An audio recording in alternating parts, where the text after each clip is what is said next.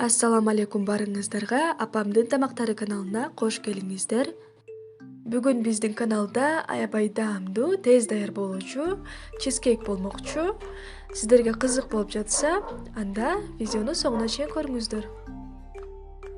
Эң алгач 250 грамм унду жакшылап ээлеп алдым. Анын үстүнө морозилкадан чыккан 100 граммда сливочный маслону чыркандан өткөрдүм. Бирдей массага келгенче жакшылап аралаштырып алуу керек. 50 грамм кум шекер жана 10 грамм дагы разрыхлитель коштум. Аралаштырып алабыз.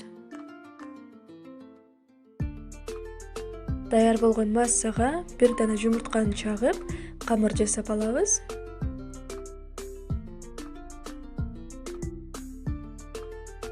Камыр ушундай ийкемдүү, жумшак камыр болот.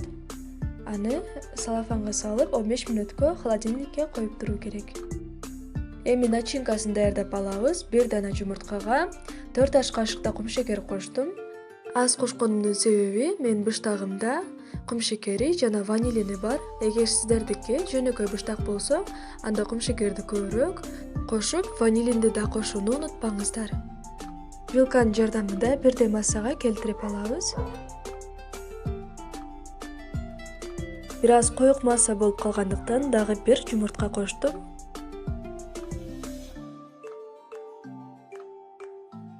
Биздин начинкабыз даяр болду.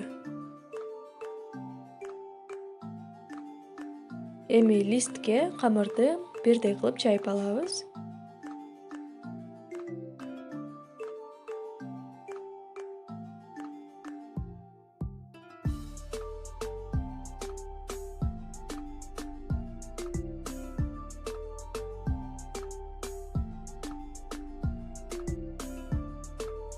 Дал ушундай кылып жайып алганыңыздардан соң ортосуна начинкасын куябыз.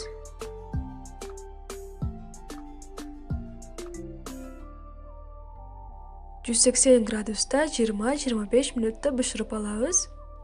Мына бышып чыкты, ортосундагы начинкасы каты элек болот.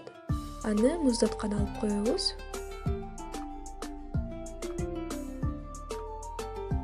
Биздин чизкейкибиз муздап даяр болду. Үстүн өзүңүздөр каалагандай кылып жасап алсаңыздар болот.